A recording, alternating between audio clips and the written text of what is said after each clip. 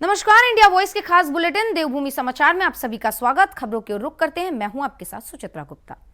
मुख्यमंत्री पुष्कर सिंह धामी ने प्रदेश के सरकारी विद्यालयों में पढ़ रहे छात्र छात्राओं को लैब ऑन व्हील्स के माध्यम से 9 मोबाइल साइंस लैब की सौगात दी है।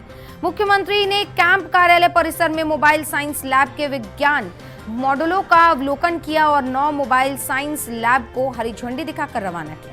पिछले साल भी मुख्यमंत्री ने राज्य के 4 जिले यानी कि चंपावत, अल्मोड़ा, देहरादून और पौड़ी के लिए मोबाइल साइंस लैब को हरी झंडी दिखाई थी और उन्हें रवाना किया था। इसी कड़ी में इसका दूसरा चरण यानी कि दूसरा लेवल आज देखने को मिला, जहां मुख्यमंत्री पुष्कर सिंह धामी ने 9 मोबाइल साइंस लैब की सौगात छात्र छात्राओं को दी है।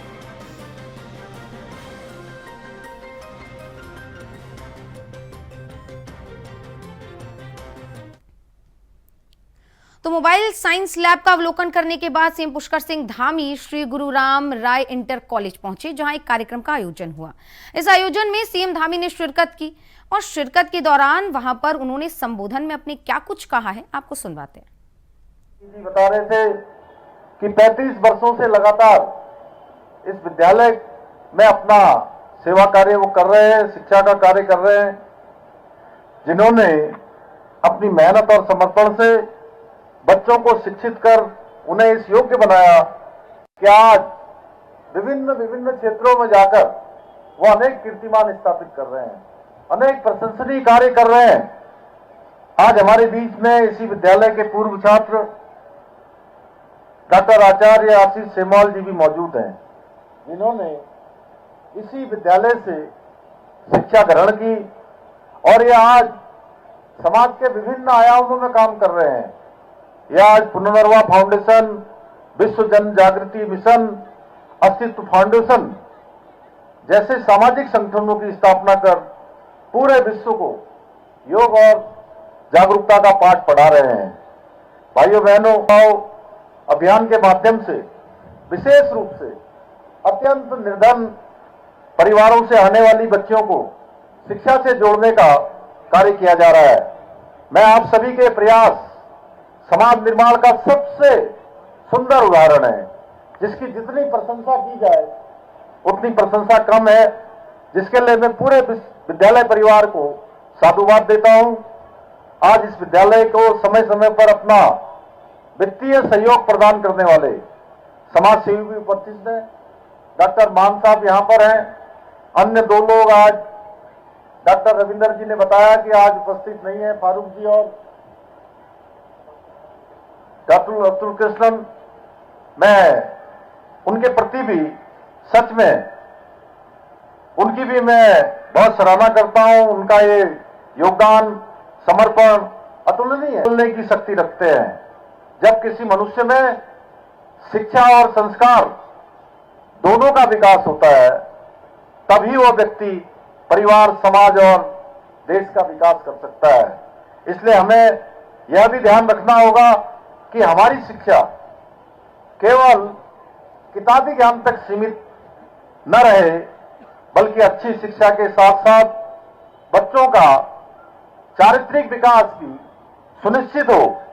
भाइयों बहनों, आदरणीय प्रधानमंत्री जी के मार्गदर्शन एवं सहयोग से हमारी सरकार प्रदेश की शिक्षा व्यवस्था में निरंतर सुधार करने का प्रयास कर रही है। प्रदेश की शिक्षा व्यवस्था को और अधिक आधुनिक, व्यवहारिक और सुव्यवस्थित बनाने के लिए हम कई स्तर पर कार्य कर रहे हैं। शिक्षा को महत्व को ध्यान में रखते हुए हमारी सरकार ने तो सीएम पुष्कर सिंह धामी को सुन रहे थे आप, जिन्होंने विद्यालय के कार्यक्रम में हिस्सा लिया और बच्चों को आगामी परीक्षा में और किस तरीके से उन्हें अपनी जिंदगी में आगे बढ़ना चाहिए उसके लिए प्रोत्साहित किया। खबरों में आगे बढ़ेंगे, जहां प्रदेश में आगामी 2027 के विधानसभा चुनाव में ज्वालापुर विधानसभा को जीतने के प्रयास में जुटी भारतीय जनता पार्टी में कार्यकर्ताओं को जिम्मेदारी मिलने का दौर जारी है। इसी कड़ी में हरिद्वार के ग्राम बेंगोला निवासी और भारतीय जनता पार्टी के कार्यकर्ता प्रताप प्रधान को बीजेपी ज्वालापुर पूर्व मंडल का नया अध्यक्ष नियुक्त किया गया है। उनके इस नियुक्ति पर क्षेत्र में यानी कि पूरे इलाके में खुशी की लहर है और साथ ही कार्यकर्ताओं में उत्साह भी देखा जा रहा है। प्रताप प्रधान लंबे समय से संगठन में सक्रिय रहते हुए सेवा, समर्पण और अनुशासन का परिचय देते आए हैं। जिनका फल उन्हें आज मिला है और पार्टी ने उन्हें एक अहम जिम्मेदारी से नवाजा है।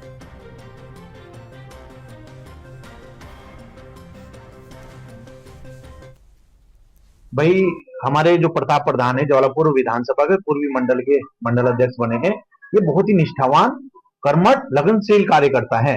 इनकी ईमानदारी भी वो सभी को पता है, नेचर भी सबको पता है। ये एक स्वयंसेवक रहे हैं और ये भारतीय जनता पार्टी के कार्य को आगे बड़ी मजबूती से बढ़ाएंगे और 2027 में भाजपा को जौलापुर विधानसभा में प्रचंड जीत दिलवाएंगे।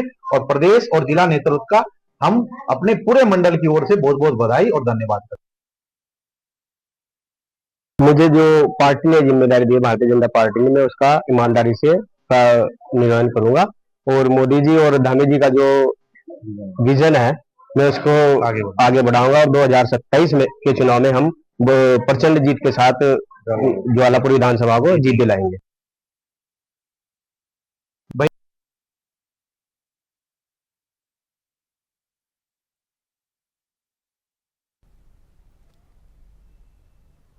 तो 2027 के चुनाव की तैयारियों में पुष्कर सिंह धामी अभी से लगे हुए और इसे लेकर तमाम जिम्मेदारियां उन्होंने बांटनी शुरू कर दी है। अगली खबर का रुख करते हैं, जो देहरादून में मुख्यमंत्री पुष्कर सिंह धामी ने चारधाम यात्रा की तैयारियों को लेकर चारधाम यात्रा के रास्ते पर यातायात प्रबंधन के संबंध में आज सचिवालय में बैठक ली है, जिसमें तमाम अधिकारी मौजूद रहे हैं। तस्वीरों में आप देख सकते हैं कि सारे तमाम अधिकारी और चारधाम यात्रा के सचिव इस बैठक में शामिल हुए, जहां सीएम धामी ने इस बैठक में कई अहम निर्देश अधिकारियों को दिए हैं ताकि यात्री और श्रद्धालु जो चारधाम यात्रा के लिए आने वाले हैं उत्तराखंड, उन्हें असुविधा ना हो, उन्हें किसी प्रकार की दिक्कत ना हो। इसे लेकर आज सीएम पुष्कर सिंह धामी ने एक सचिवालय में बैठक ली है और इस बैठक में तमाम जानकारियां उन्होंने अधिकारियों को दी और साथ ही कई निर्देश भी दिए। अगली खबर टिहरी से है, जहां जाखणीधार तहसील कोशियार को अतिरिक्त प्राथमिक स्वास्थ्य केंद्र पेटव में शिफ्ट करने के विरोध में ग्रामीणों ने धरना प्रदर्शन किया। पेटव गांव के ग्रामीणों का कहना है कि अतिरिक्त प्राथमिक स्वास्थ्य केंद्र पेटव में तहसील में चलाए जाने से लोगों में रोष है। यदि तहसील को यहां से शिफ्ट नहीं किया गया तो यहां के स्थानीय जनता उग्र आंदोलन से पीछे नहीं हटेगी। वहीं विधायक किशोर उपाध्याय को पहले तो अस्पताल में डॉक्टरों की व्यवस्था करनी चाहिए और व्यवस्था की जगह तहसील शिफ्ट करे जा रहे हैं, तो ग्रामीणों के साथ ये खिलवाड़ हो रहा है, ऐसा आरोप ग्रामीणों ने लगाया है। और विधायक के साथ में बहसबाजी वाली जो वीडियो है वो वायरल भी हो गई है जी। क्या मामला था ये मामला ऐसा था साहब कि यहाँ पर जो आपने सुनाई है, ये चर्चा हुई है यहाँ पर कि यहाँ पर ये जो चिकित्सालय है, अस्पताल है, तो हमारी माता बहनों को थोड़ी सी भी चोट लगती है। वैसे तो यहाँ पर कुछ साधन है ही नहीं, पर कम से कम हाथ उठ करता है तो कम से कम पट्टी बांधनी है, या हमारे मन में यह है कि यहाँ अस्पताल है, इलाज तो यहाँ हो नहीं पाता है सही से। लेकिन तो फिर भी इलाज हो ही जाता है। विधायक साहब से पूछा, मैंने कहा देखो आपने इतना बड़ा निर्णय लिया, क्या आपको हमें अपना अधिकार नहीं, अपनी बात रखने का अधिकार नहीं है?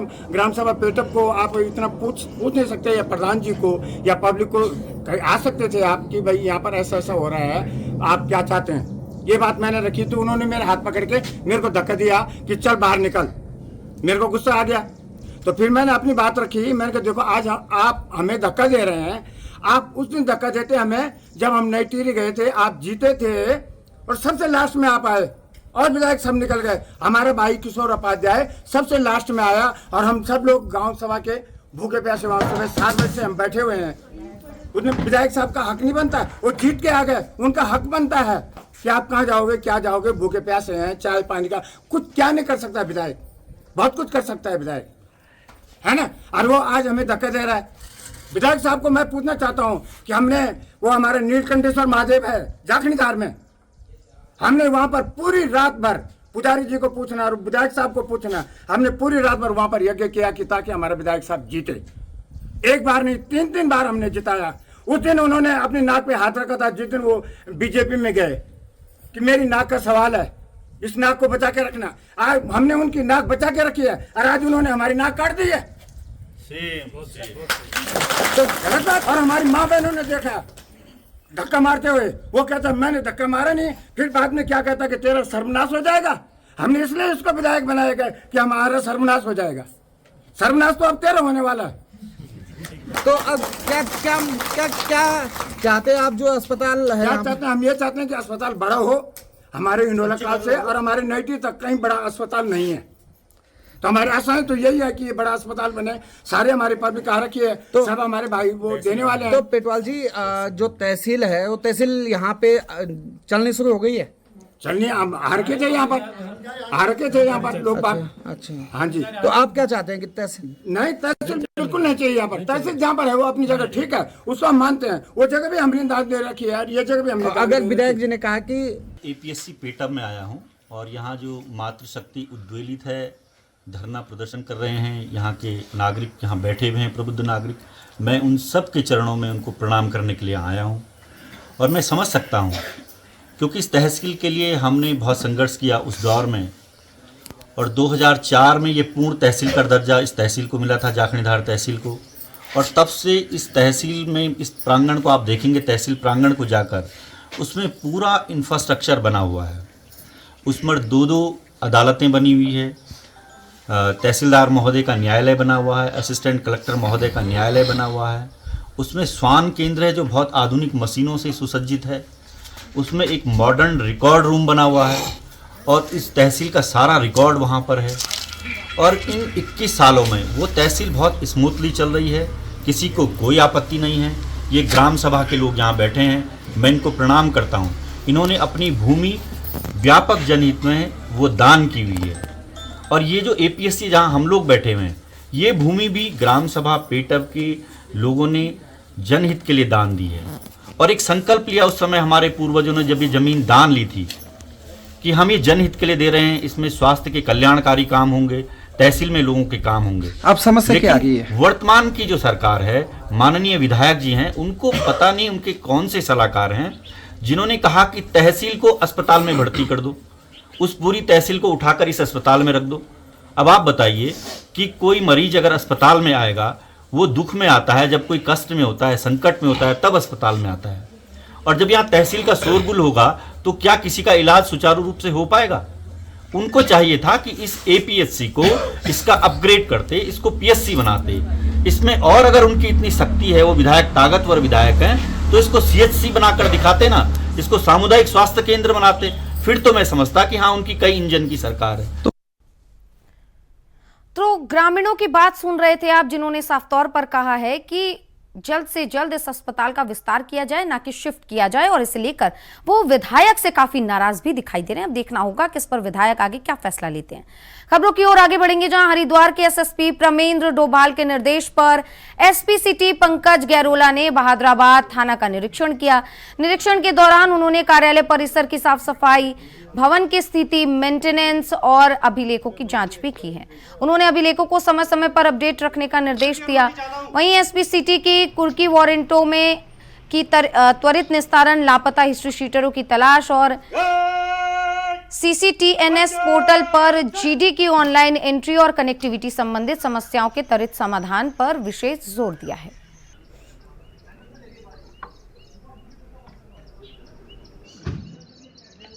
आज बहादुराबाद थाने का औद्योगिक निरीक्षण किया जा रहा है। इस निरीक्षण में शस्त्रों का निरीक्षण किया गया, थाने के परिसर का पूरा निरीक्षण किया गया। थाने के अभिलेख और जो वहाँ पेंडिंग निर्देशाएं, पेंडिंग प्रार्थना पत्र आदि से सबसे जो भी दिशा निर्देश हैं वो सब जारी किए गए हैं। और थाने के में जो आने वाले आगंतुक हैं उनका पूरा विवरण रखा जाए और उनकी पूरी समस्या का समाधान थाना स्तर से किया जाए। सब दिल्ली आ रहा है, जैसे याद आया कि कई दिन आ गया। अभी जो चारधाम यात्रा में हमारा ये जो पड़ने वाला रूट का है, ये थाना पड़ता है, तो इनको निर्देशित किया गया है चारधाम पे यहाँ पे कोई ट्रैफिक में कोई दबाव यदि बढ़ता है तो उसे टाइमली डाइवर्जन करेंगे, फोर्स को लगाएंगे और इस संबंध में कोई जामादी शिकायत।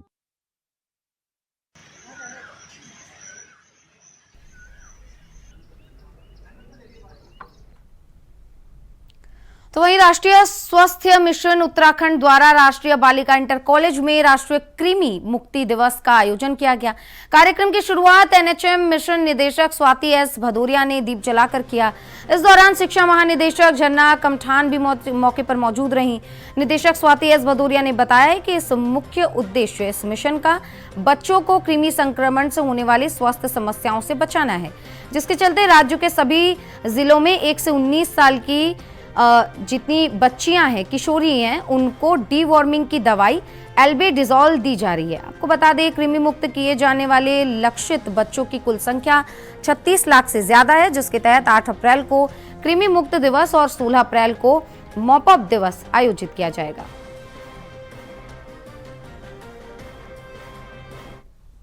जो हमारा आज राष्ट्रीय कृमि मुक्ति दिवस यहाँ पे मनाया गया GGIC जो राजपुर रोड है उस पे, और ये पूरे राज्य भर में 36,58,000 बच्चों को खिलाया जा रहा है। हर ज़िले में, हर स्कूल में, चाहे वो सरकारी हो चाहे प्राइवेट हो, सभी आंगनवाड़ियों में ये टैबलेट्स खिलाई जा रही हैं। और ये 1 वर्ष से लेकर 19 वर्ष के बच्चों को खिलाई जाती है, क्योंकि कई बार होता है कि हमारे due to non hygienic practices, या कई बार हाथ नहीं अच्छे से धोते हैं, या बच्चे धूल मिट्टी में खेलते हैं, नंगे पाँव चलते हैं, इसके कारण इंटेस्टाइन में कृमि का विकास हो जाता है, जिसके लिए बहुत आवश्यक है कि हम हर 6 महीने पे ये कृमि मुक्ति ज़रूर करें। तो इसीलिए डिवॉर्मिंग टैबलेट्स दी जाती हैं।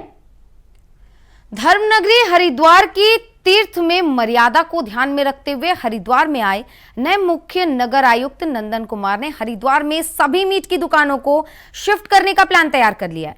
उनका कहना है कि हमारे तीर्थ क्षेत्र की मर्यादा को ध्यान में रखते हुए हरिद्वार नगर निगम क्षेत्र में आ रही सभी मीट और मांस की दुकानों को जल्दी हरिद्वार से शिफ्ट कर लिया जाएगा।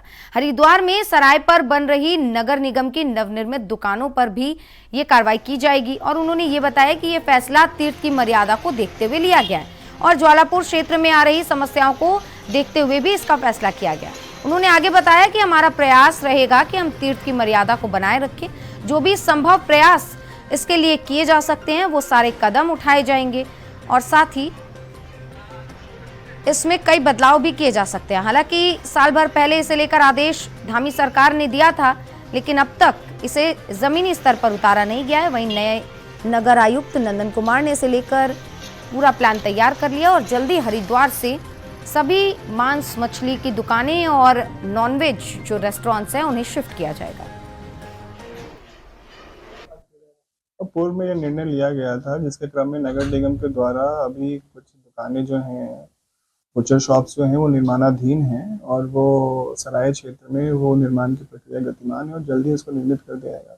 करीब 57 शॉप्स हैं। तो जो भी हमारे इधर जहाँ पे समस्याएं आ रही थी ज्वालापुर क्षेत्र में इस चीज़ को लेके, तो वहाँ पे बात करके जो भी हमारे लाइसेंस शॉप्स हैं और जो अन्य दुकानें हैं उनको शिफ्ट कर देंगे। क्या होगा जो नगर निगम के जो बाईलॉज हैं, जो रिस्ट्रिक्टेड जोन है जहाँ पे नहीं बेचा जा सकता है, अगर उस रिस्ट्रिक्टेड जोन में कहीं ऐसी घटना होती है कि उस रिस्ट्रिक्टेड जोन में जो नगर निगम के जो पुराने बाईलॉज हैं उसके क्रम में अगर ऐसी कोई कार्रवाई की जा रही है, अगर वो संज्ञान में आता है तो उस पर कार्रवाई की जाएगी। अगर रेस्टोरेंट उस रिस्ट्रिक्टेड जोन के बाहर है तो वो अलग मैटर है, पर जो हमारा नॉनवेज नहीं बिकने का जो रूल है वो रिस्ट्रिक्टेड जोन में ही है, और ऐसा कोई मामला संज्ञान में नहीं आया है तो उस ड्राई जोन में ऐसा कोई कार्रवाई की जाएगी। इसमें बात की जाएगी क्योंकि इस पे पहले से इस पे हो गई है, और नगर निगम जो है सैनिटेशन प्रैक्टिसेस के अंतर्गत ये एक स्टैंडर्ड प्रैक्टिस भी होता है कि अगर नगर निगम दुकानें बना के दे रही हैं उनकी भी सुविधा होगी, जो भी सैनिटरी जो भी नियम होने चाहिए साफ सफाई को लेकर वो सारी सुविधाएं दी जाएंगी। तो उनसे बात करके वो फिर वो राजी हो जाएंगे। सर, हरिद्वार के साधु संत लगातार इस मांग को उठा रहे थे कि मीट मांस की दुकानें इन्हें शिफ्ट किया जाए। क्या कुछ इन चीजों को देखते हुए, धार्मिक मर्यादाओं को देखते हुए ये फैसला लिया गया है? हाँ, क्योंकि जैसे मैंने पहले ही कहा कि जो बाईलॉज हैं जिसमें ड्राई जोन है और जो धार्मिक क्षेत्र का जो है, और वो जो यहाँ पे हरिद्वार की जो अपनी एक मान्यता है और जो इसका महत्व है, उन तमाम। तो वहीं गर्मी बढ़ते ही अलकनंदा और मंदाकिनी नदी के संगम पर बसे रुद्रप्रयाग सहित जिले के ग्रामीण इलाकों में पानी की संकट गहराने लगी है। आलम यह है कि प्राकृतिक जल स्रोतों में पानी की कमी के चलते जल संस्थान विभाग को पेयजल आपूर्ति को लेकर टैंकरों का सहारा लेना पड़ रहा है। सबसे ज्यादा समस्या ग्रामीण इलाकों में हो रही है, जहां पैदल चलकर ग्रामीणों को पीठ पर पानी ढोना पड़ रहा है। वहीं दूसरी ओर जंगलों में लगी आग भी पेयजल स्रोत के सूखने का मुख्य कारण माना जा रहा है। तो अभी गर्मियां ठीक से शुरू भी नहीं हुई है और अभी से ही ग्रामीण इलाकों में पेयजल की समस्या देखने को मिल रही है।